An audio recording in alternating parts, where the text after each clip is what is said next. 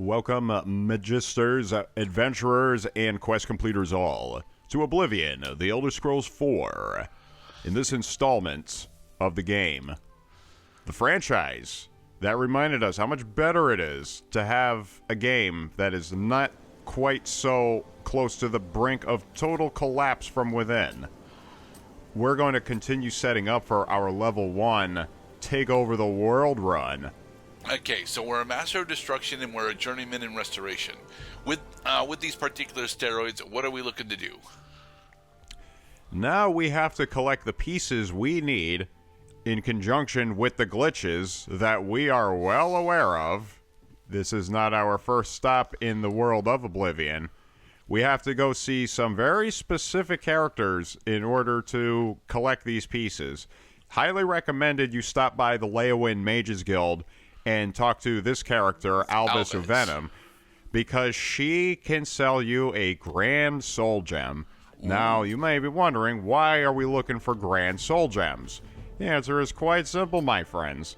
As you enchant objects like armor or necklaces or rings in Oblivion, the efficacy of the effect that you apply is in proportion to the size of the soul that you consume in the enchanting process. The Grand Soul is the highest soul that you could possibly use. Okay. Where we run into immediately a problem with the level 1 run and Grand Soul Gems is you can't really find any Grand Souls at level 1.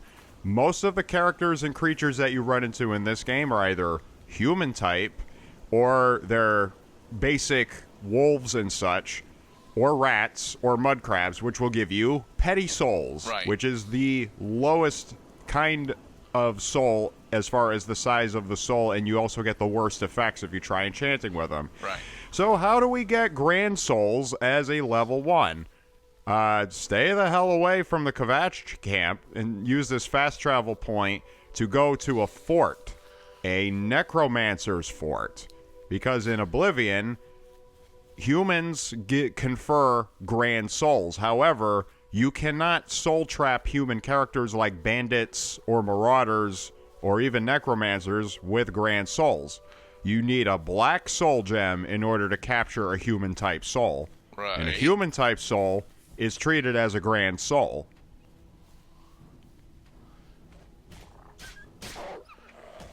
Stupid dog.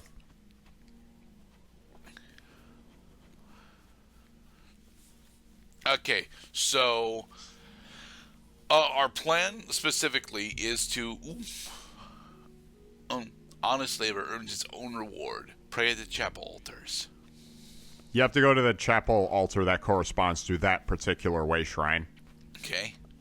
So our plan is to fight a necromancer in order to get the black soul gem that he's got, and then swipe a human soul and transmute that into a grand soul. We are eventually looking for human souls to transmute into Grand Souls. If only black soul gems were that easy to collect. It's a rare item to get in loot drops. You can use these level 1 accessible areas and a little research to figure out how you can use a necromancer's altar in order to create your own black soul gems by turning Grand Soul Gems into black soul gems. Okay. It is incidental, of course, that necromancers typically reside in these necromancer forts, and I know of 2 of them. You can go to either one in order to access a necromancer's altar. So we've just conjured Daedric armor. Yeah, I felt like it. Okay. Because you could totally just go to one of those conjurer stones, and for a temporary amount of time, which I believe is about 300 in-game seconds, now we have a basic Daedra sword and heavy Daedra armor. These are zero weight. I think these are zero weight items, and they dissipate when you try putting the weapon away. Because they are conjurations. Correct, because when you put them into the sheath, they will simply vanish into thin air as though they were never there. So what fort are we looking for? Fort Isterus.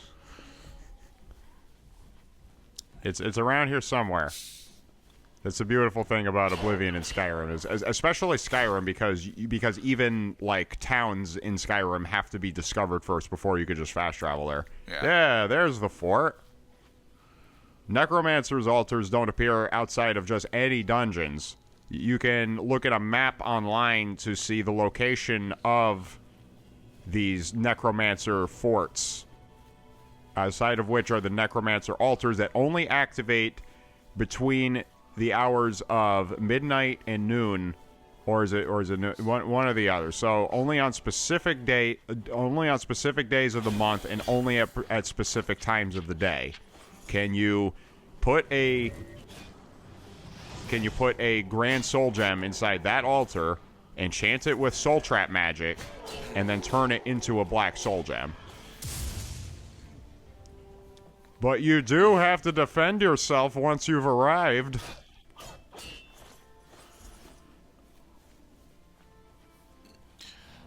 Okay, the herbs that are scattered around, are they actually useful for anything? Yeah, you can pick up ingredients from them. The Eye of Night. Yes, because we are Khajiit, we get the Eye of Night power, which grants us temporary night eye.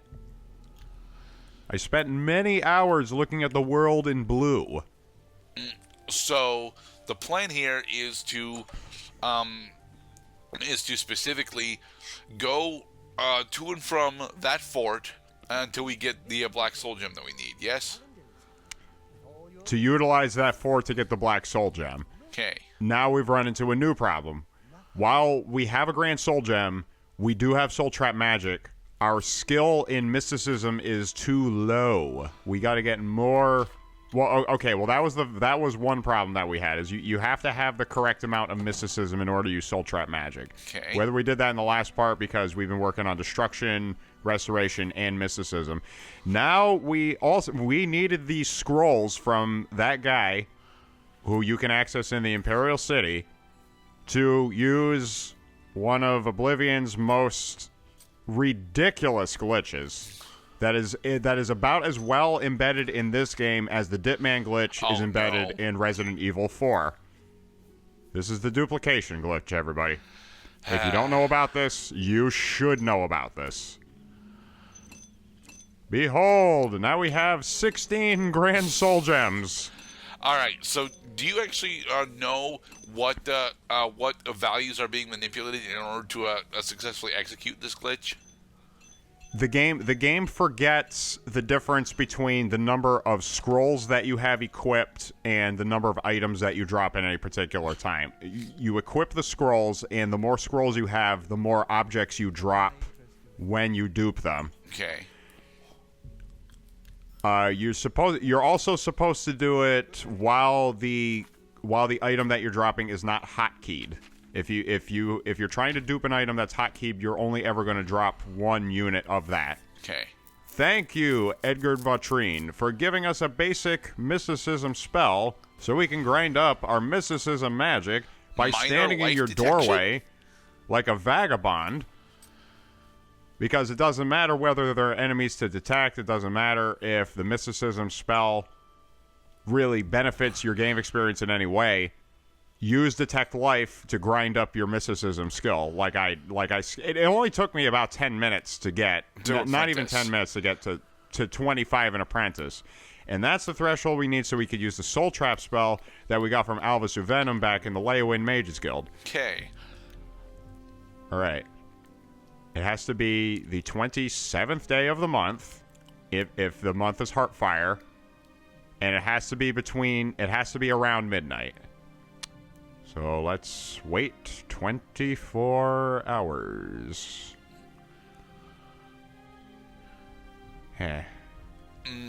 12 hours? Show me the goods, baby. Oh, not yet. Oh, it looks like the time is not quite right. Let's make it after midnight. So now it's the 28th day. And on the 28th day of the month, an evil aura shines down from the cosmos.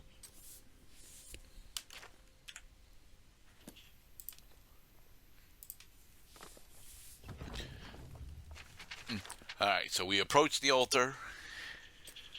We look inside. There's nothing. But why? It's because we haven't put it in yet. Put in a single Grand Soul Gem.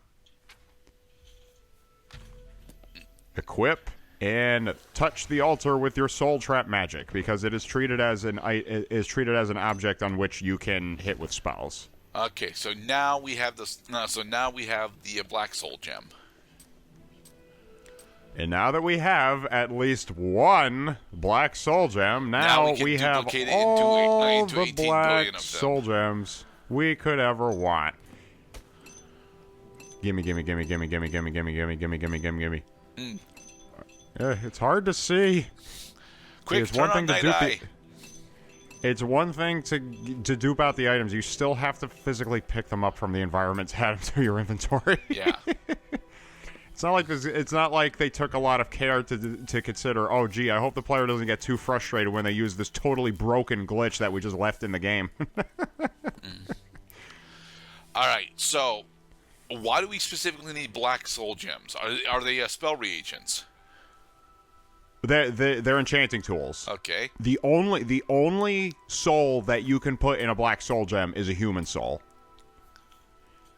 And we need human souls because they're treated as grand souls, and we can get our magicka up by enchanting items with improved magicka, and we can get our shield up by enchanting equipable items with extra shield or aegis.